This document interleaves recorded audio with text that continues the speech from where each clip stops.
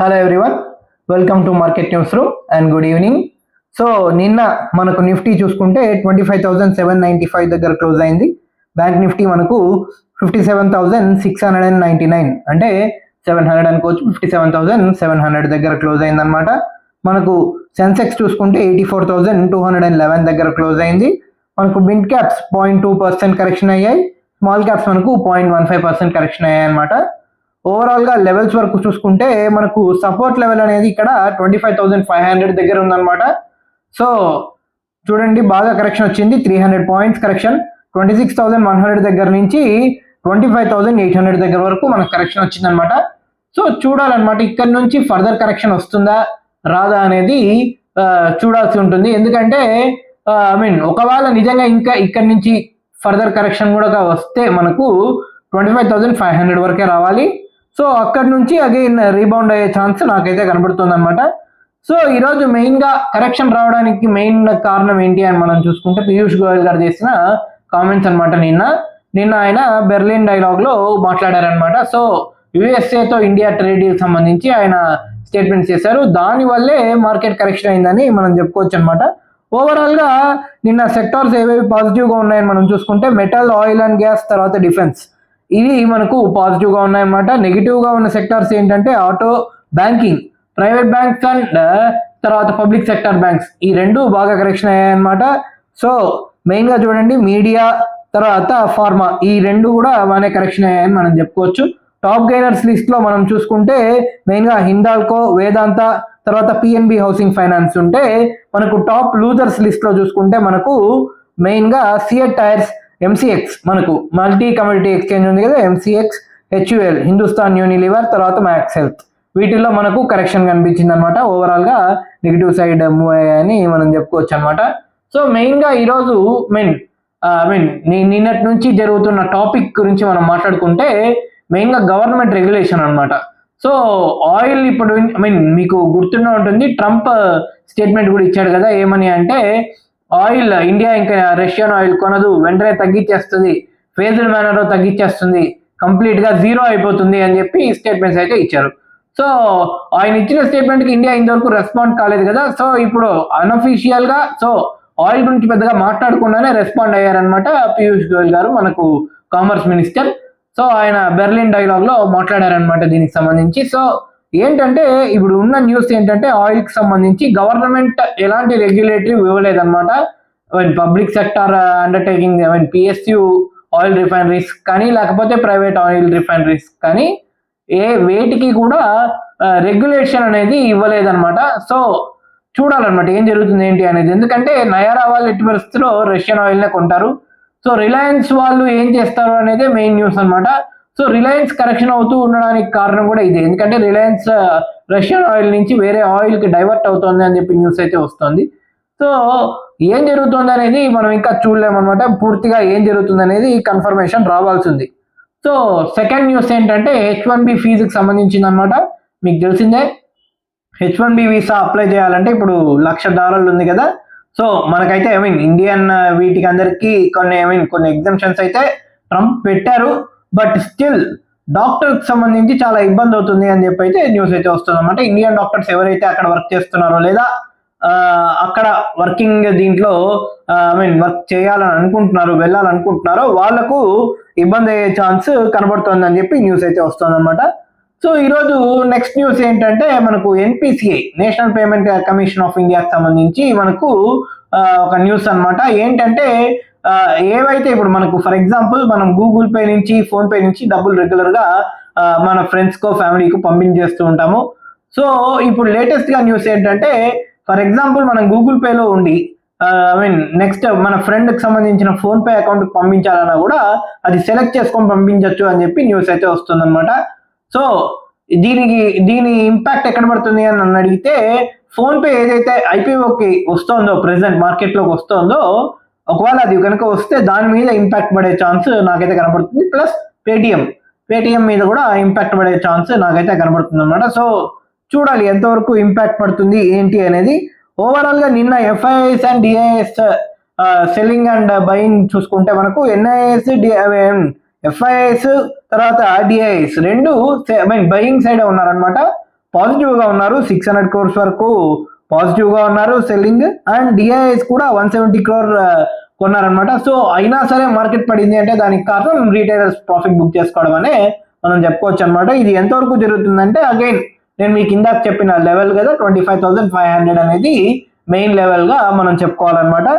So main విషయానికి వస్తే ఈరోజు అన్నిటికంటే మార్కెట్ పడడానికి మెయిన్ రీజన్ మనకు పీయూష్ గోయల్ గారి స్టేట్మెంట్స్ అనమాట. ఆయన లేటెస్ట్గా అమెరికాకు ఉద్దేశించి ఇండైరెక్ట్గా స్టేట్మెంట్ చేశారు. ఏంటంటే మాతో ట్రేడ్ డీల్ చేసుకోవాలి అని అనుకుంటున్నారు, మేము చేసుకుంటాము, అది మ్యూచువల్ బెనిఫిట్ ఉంటేనే మేము చేసుకుంటాం అనమాట. ఎట్టి పరిస్థితుల్లో మాకు ఇండియాకు రెండింటికి ఫర్ ఎగ్జాంపుల్ ఇండియాకు యుఎస్కు ఇద్దరికి మనకు ఉంటే అప్లికబుల్ ఉండి తర్వాత ఇద్దరికి మ్యూచువల్ బెనిఫిట్ ఉంది ఈ ట్రేడ్ డీల్ వల్ల అనిపిస్తేనే మేము ఎట్టి పరిస్థితుల్లో ట్రేడ్ డీల్ చేసుకుంటాం. కానీ లేకపోతే మా నెత్తికి తుపాకీ పెట్టి అంటే for example gun at head అని చెప్పి ఆయన స్టేట్మెంట్ అయితే చేశారనమాట. You can't force us by keeping gun at head అన్నట్టు, అంటే బెదిరించడం అనమాట. ఎలా రష్యన్ ఆయిల్ ని కొనద్దు, మా ఆయిల్ ని మాత్రమే కొనాలి అని చెప్పి ఏదైతే బెదిరిస్తున్నారో దానికి ఇండియా లొంగదు అని చెప్పి క్లియర్ గా స్టేట్మెంట్స్ అనమాట. సో ఇక్కడ అందరికీ అర్థం కావాల్సిన విషయం ఏంటంటే ఎందుకు మనం రష్యన్ ఆయిల్ కి అంత ఇంపార్టెన్స్ ఇస్తున్నాం అంటే ప్రైస్ అనమాట. సో చూడండి మనకు రష్యా కావాలనుకుంటే 60 కాదు $55 పర్ బ్యారెల్ కూడా సప్లై చేయగలదు. సో అమెరికా మాత్రం 65, 68, 70 అంటే $13 పర్ బ్యారెల్ వరకు మనకు డిఫరెన్స్ $13 పర్ బ్యారెల్ డిఫరెన్స్ వస్తే ఎంత హ్యూజ్ డిఫరెన్స్ అనేది మీరు ఒకసారి అర్థం చేసుకోండి. కాబట్టి ఇండియా ఇంత రష్యన్ ఆయిల్ మీద ఇంత ఇది జరుగుతుంది.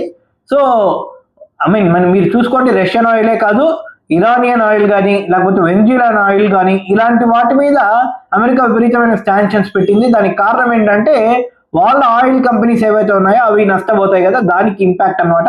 సో దానికి పీయూష్ గోయల్ గారు స్టేట్మెంట్ చేశారనమాట. మేము ఒక మ్యూచువల్ బెనిఫిట్ ఉన్న ట్రేడ్ డీల్ ని మాత్రమే యాక్సెప్ట్ చేస్తాం తప్ప ఎట్టి పరిస్థితుల్లో యూనిలేటరల్ గా ఉండే ఏ అగ్రిమెంట్ లోకి మేము ఎంటర్ కాము అని చెప్పి క్లియర్ గా అయితే స్టేట్మెంట్ చేశారు. సో దానివల్ల న్యూస్ ఏంటంటే దానివల్ల న్యూస్ యొక్క ఇంపాక్ట్ ఏంటంటే క్లియర్ గా అర్థం అవ్వడం, మనకు యుఎస్ఏతో ట్రేడ్ డీల్ ఇప్పట్లో జరిగేటట్టు లేదు అని క్లియర్ గా అర్థమవుతుంది అనమాట. ఎందుకంటే గవర్నమెంట్ క్లియర్ గా చెప్తుంది లాంగ్ స్టాండింగ్ సంబంధించిన డీల్ మాత్రమే మేము చేసుకుంటున్నాం కాబట్టి మేము తొందరపడము, ఏ విషయంలోనూ మేము హర్రీలో ఏ డీల్స్ చేసుకోము, మేము ప్రాపర్ గా మా యూజువల్ గా చూసుకుంటే మీకు ఏమంటారు మనకు మ్యూచువల్ బెనిఫిట్ అంటే ఇండియాకు యుఎస్ఏకు ఇద్దరికి బెనిఫిట్ ఉండేటట్టు డీల్ ఉంటే తప్ప మేము ఉత్త యుఎస్ఏకు మాత్రమే బెనిఫిట్ ఉండేటట్టు అయితే ఏ డీల్ చేసుకోమని. ఇలా చేసుకున్నారా వేరే కంట్రీస్ అంటే ఎస్ చేసుకున్నాయి. యుఎస్ఏతో ఓన్లీ యుఎస్ఏకి బెనిఫిట్ గా ఉండేటట్టు డీల్స్ అయితే చేసుకున్నాయి అనమాట మిగతా కంట్రీస్. దానికి ఇండియా ఒప్పుకోవడం లేదనమాట. సో ఇండియానే కాదు, ఇండియా, చైనా, తర్వాత ఇలాంటి కంట్రీస్ మీకు బ్రెజిల్ కూడా ఫర్ ఎగ్జాంపుల్ తీసుకోండి, బ్రెజిల్ కూడా అలానే ఉందన్నమాట. సో ట్రేడ్ డీల్ ఎలా జరుగుతుంది అనేది చూడాల్సింది, ఎందుకంటే ట్రేడ్ డీల్ లేట్ అయ్యేటట్టు అనేది క్లియర్ గా తెలుస్తుంది అనమాట.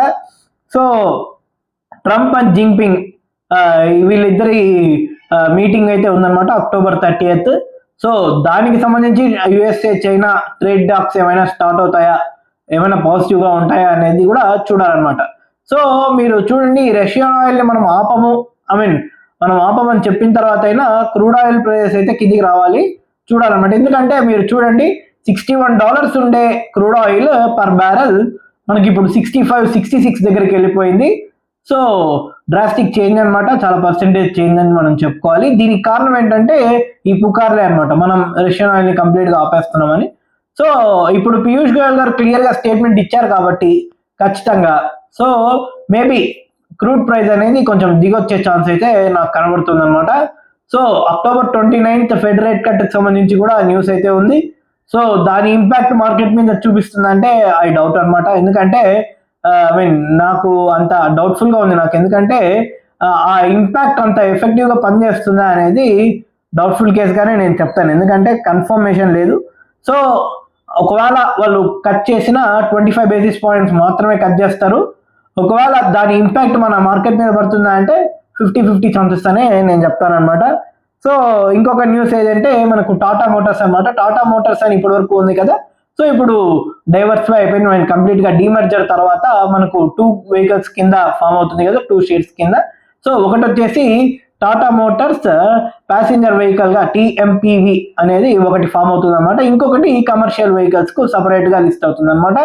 సో చూడాలి టాటా మోటార్స్ ఇక్కడ నుంచి ఎలా పర్ఫామ్ చేస్తుంది అని, ఎందుకంటే డిమర్జర్ అయిన తర్వాత ఏది ఎక్కువగా పర్ఫామ్ చేస్తుంది టాటా మోటార్స్ లో అనేది కేర్ఫుల్ గా అబ్జర్వ్ చేయాల్సి ఉంటుంది. So gold and silver prizes కి సంబంధించి కూడా మనం చూసుకుంటే గోల్డ్ స్టేబుల్ గా 1,20,000 to 1,25,000 ఈ మధ్యలో తిరుగుతుంది కదా. సో ఇక్కడ నుంచి పైకి వెళ్తుందా అంటే ఇప్పుడు ట్రేడ్ డీల్ జరగకపోవడం తర్వాత మనకు చూడండి చైనా యుఎస్ఏ టాక్స్ అన్సర్టనిటీ ఇంకా కొనసాగడం వల్ల ఖచ్చితంగా గోల్డ్ ఇక్కడ నుంచి ఫర్దర్ అప్ సైడ్ వెళ్తుందని నేనైతే ఎక్స్పెక్ట్ చేస్తున్నాను. సో ఎలా జరుగుతుంది ఏంటి అనేది చూడాలి. సిల్వర్ కి సంబంధించి అయితే ఖచ్చితంగా మీరు చూడండి సిల్వర్ హెవీ ర్యాలీ తర్వాత కరెక్షన్ అయితే కంపల్సరీ. సో కరెక్షన్ అయితే జరుగుతుందన్నమాట. సో ఓవరాల్ గా 1,50,000 45,000 1,45,000 to 1,50,000 ఈ రేంజ్ లో సెటిల్ అయ్యే ఛాన్స్ నాకైతే కనబడుతుంది అనమాట. So gold and silver ETFs అంటారా, అవి వాటి కరెక్షన్ మాత్రం కంటిన్యూగా జరుగుతూనే ఉందన్నమాట. దాదాపు 20% వరకు కరెక్షన్ వచ్చింది. సో ఇది ఇంకా ఫర్దర్ కరెక్షన్ వస్తుందా అంటే చూడాలి ఎంతవరకు వస్తుంది ఏంటి అనేది. సో మేము ఎవరైనా అందులో ఇన్వెస్ట్ చేయాలి అనుకుంటే గోల్డ్ ఈటీఎఫ్స్ లో కానీ సిల్వర్ ఈటీఎఫ్స్ లో కానీ ఇన్వెస్ట్ చేయాలి అనుకుంటే ఐఎన్ఏవి మనకు ఎన్ఎస్సి వెబ్సైట్ లోకి వెళ్తే అక్కడ సెర్చ్ లో మనము ఏ ఈటీఎఫ్ అయితే మనం వెతకాలనుకుంటున్నాము గోల్డ్ కి సంబంధించి కానీ సిల్వర్ కానీ ఫర్ ఎగ్జాంపుల్ చూసుకోండి గోల్డ్ బీస్ లేదా సిల్వర్ బీస్ ఇలా చూసుకున్నప్పుడు సెర్చ్ చేస్తే మనకు కిందికి వెళ్తే ఐఎన్ఏవి అనేది మనకు కనబడుతుంది అనమాట. సో ఆ ప్రైస్ మీరు కొనే ప్రైస్ దగ్గరగా ఉంటేనే కొనుక్కోండి, ఎందుకంటే ప్రీమియంలు ట్రేడ్ అయ్యాయి కదా ఇన్ని రోజులు. సో కరెక్షన్ తర్వాత ఎంత ప్రైస్కి వచ్చింది అనేది ఒకసారి చెక్ చేసుకొని కొనుక్కోమని నేనైతే సజెస్ట్ చేస్తాను అనమాట. So that's all for the news analysis. Overall గా ఇదనమాట మార్కెట్ పరిస్థితి. అగైన్ కరెక్షన్ అయితే జరుగుతుంది కదా, నెక్స్ట్ సిరీస్ ఎలా జరుగుతుంది, నెక్స్ట్ వీక్ ఎలా ఉంటుంది అనేది చూడాలన్నమాట. సో నెక్స్ట్ వీక్ అనాలిసిస్ అనేది మనం మండే రోజు మళ్ళీ కలుద్దాం. Until then take care, bye bye and good evening.